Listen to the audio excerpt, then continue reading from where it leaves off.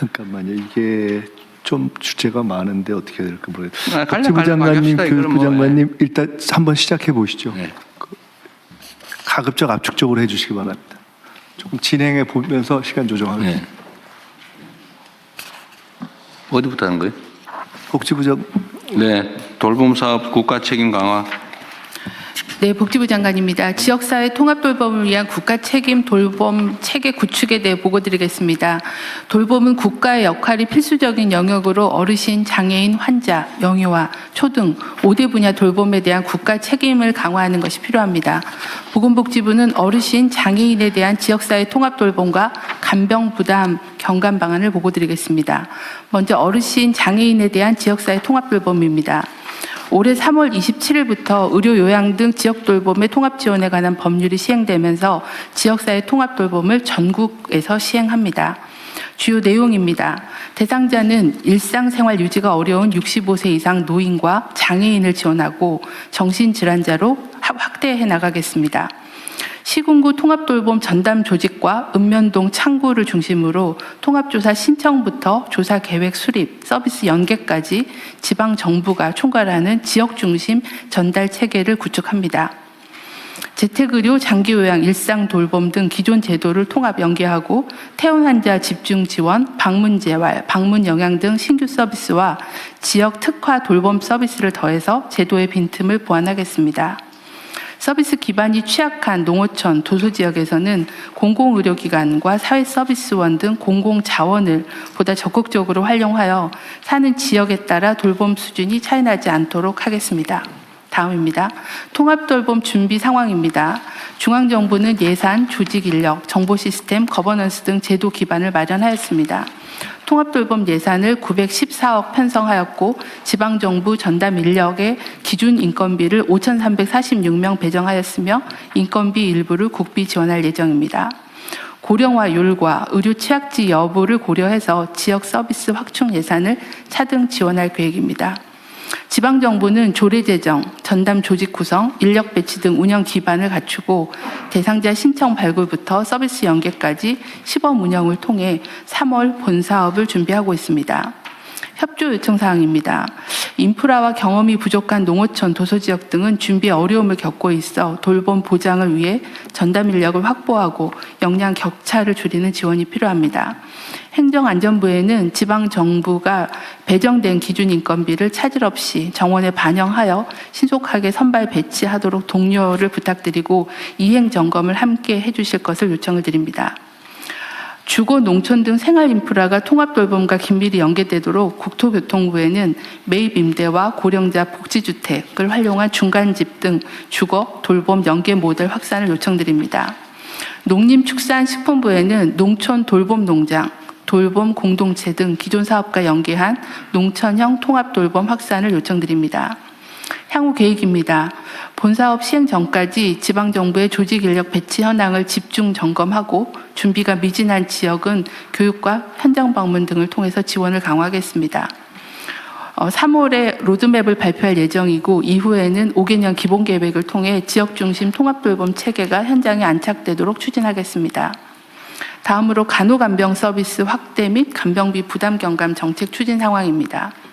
국민의 간병비 부담을 경감하기 위해 의료, 간병 필요도가 높은 요양병원 입원 환자에 대한 간병비 본인 부담 경감 추진 계획을 수립 중이며 올해 하반기에 발표하고 내년부터 시행하겠습니다. 급성기 병원의 입원 서비스의 질을 높이기 위해 간호간병 통합 서비스를 시행하는 병원을 확대하고 중증 환자에 대한 서비스도 계속 개선해 나가도록 하겠습니다. 이상 보고를 마치겠습니다. 아주 간략하게 잘해준 것 조금 더 압축적으로. 네, 이어서 교육부 간단하게 교육부도 있어요? 하겠습니다. 네, 맞벌이 가구가 증가하고 있고 가족 구조가 변화되면서 영유아 돌봄 수요가 계속 확대되고 있고요. 또 이게 근무 형태가 야간 교대, 주말 근무 이런 게 있어서 출퇴근 시간이나 방학 휴일 같은 때 그런 틈새 시간에 돌봄 수요가 또 늘어나고 있습니다. 영아에 대해서. 그래서 학부모가 안심할 수 있는 맞춤형 교육 돌봄 환경을 조성하고 촘촘하게 지원할 필요가 있습니다.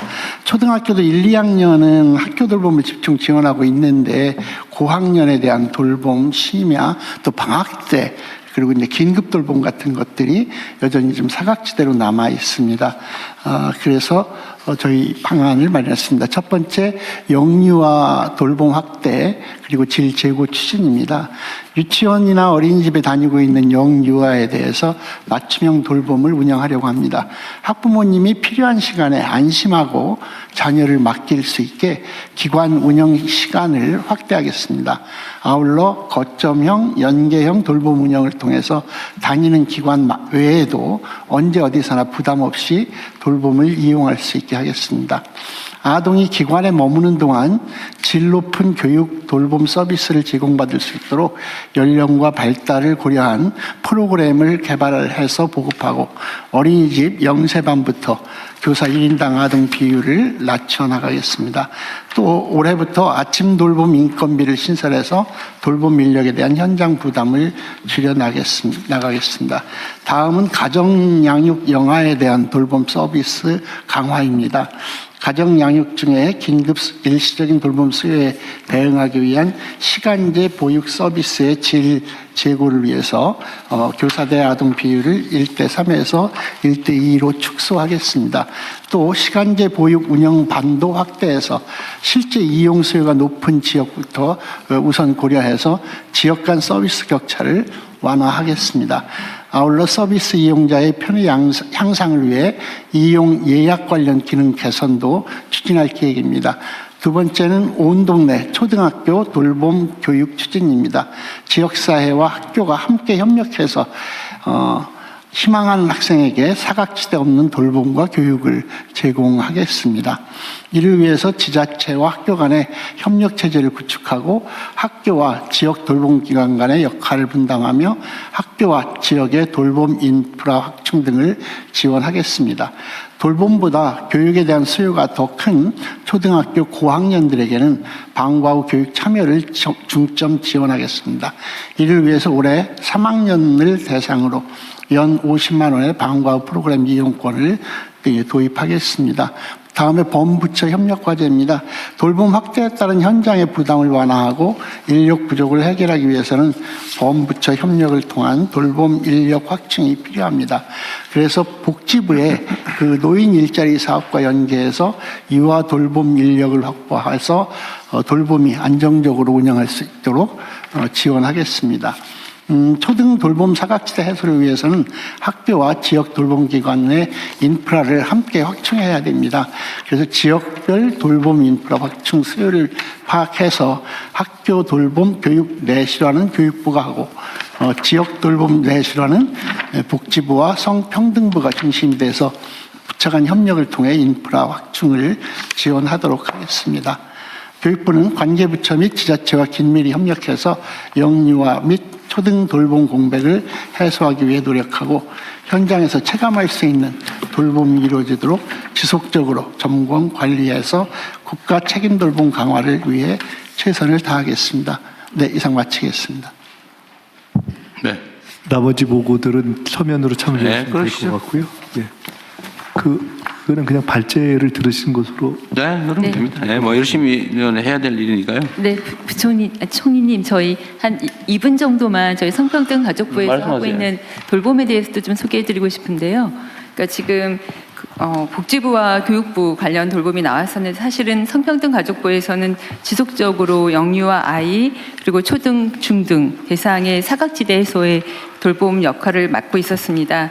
전국에 사실 시군구 355개의 방과후 아카데미를 통해서 15,000명 가량의 초등 고학년과 중학생 돌봄이 이루어지고 있습니다. 그리고 12세 이하 자녀 대상으로는 아이돌봄 서비스가 제공되고 있어서 더 많은 국민들께서 성평등 가족부의 센터를 통해서도 이런 돌봄을 이용할 수 있도록 좀 말씀드렸습니다. 네, 이상입니다. 네. 네, 이 바로 이어서 부처 보고를 하겠습니다. 대한민국 인공지능 행동계획 수립 추진 현황을 국가인공지능전략위 부위원장께서 보고해 주시기 바랍니다. 네. 이 업무 보고 관련해서 하나 뭐 당연히 잘 하고 계실 텐데 뭐 지침이랄까 이런 방향을 말씀을 하나 드리면 어쨌든 요 국무회의는 다른 부처에 요청할 게 있거나 아니면 좀 저한테 뭐 정말 이건 꼭 알려줘야 되겠다라고 하는 구두 보고해야 될 사안이라든지 아니면 우리 국민들께 꼭 이거 알려드려야 될 필요가 있는 거 이 중심으로 좀 하면 좋겠고요. 각 부처에서 열심히 하면 되는 거는 그냥 열심히 하고 있다 이런 정도 하면 될 것 같아요. 왜냐하면 이게 워낙 부처도 많고 업무도 많아서 그걸 각 부처가 독자적으로 뭐 당연히 해야 될 일들 같으면 그냥 열심히 계획된 대로 하시면 됩니다. 네. 보고 요점 중심으로 해주십시오. 네. 네, 국가인공지능전략위원회 부위원장 임문영입니다. 간략하게 보고드리겠습니다. 국가인공지능전략위원회는 지난해 9월 출범과 동시에 국가 AI 대전환을 위해서 대한민국 인공지능 행동계획 추진 방향을 발표한 바 있습니다. AI 3대 강국대학이라는 비전 아래 AI 혁신 생태계 조성, 범국가 AI 기반 대전환, 글로벌 AI 기본사회라는 3대 정책축과 12대 전략 분야를 제시하였습니다. 위원회는 출범 후 3개월 동안 100여 차례 회의와 끝장 토론, 국가 CAI와 협의와 논의를 거쳐서 지난 11월 말에 대한민국 인공지능 행동계획 초안을 마련했습니다. 그 후 출범 100일 기자간담회를 개최하고 330개 정도의 주요 기관, 단체를 대상으로 초안을 설명하는 한편 행동계획 전체를 공개하여 의견을 접수하는 등 폭넓은 소통을 추진하였습니다. 그 결과 총 99개의 실행과제 아래 326개의 정책 공고에 달하는 대한민국 인공지능 행동계획 최종안을 마련했습니다. 이 계획은 각 부처의 정책 권고와 함께 추진 기한을 명시하고 구체적인 입법 과제 또한 제시하고 있습니다. 다음으로 주요 7개 과제에 대해서 보고드리도록 하겠습니다. 첫째, AI 기업과 창작자 간의 상생 발전 생태계를 조성하겠습니다. 창작자의 권리 보호와 저작물 AI 활용 촉진이 서로 양립할 수 있도록 저작권법 개정을 포함한 법제도 개선 방안을 올해 2분기까지 마련하고자 합니다. 구체적으로는 음악, 도서, 방송과 같이 거래 시장에 이미 형성된 저작물은 거래 활성화를 지원하고 온라인 공개 게시물과 같이 거래 시장이 없는 저작물은 권리자가 AI 학습 거부권을 행사할 수 있도록 적극 지원하며 거부 표시가 없는 경우에만 선사용 후보상 원칙을 적용하도록 하겠습니다. 둘째, AI 시대의 보안 체계를 민간 화이트해커를 활용한 예방 중심의 보안 체계로 전환하겠습니다.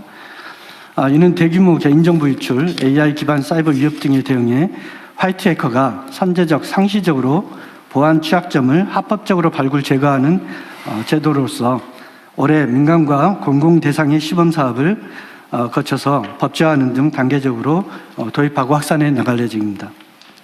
현재는 화이트해커가 선의의 목적으로 취약점을 탐색하는 경우도 현행 정보통신망법을 위반하게 되는 문제가 있어서 단계적 도입이 필요합니다. 셋째, 국가 AI 데이터 정책 연계 협업 방향을 정립해 나가겠습니다.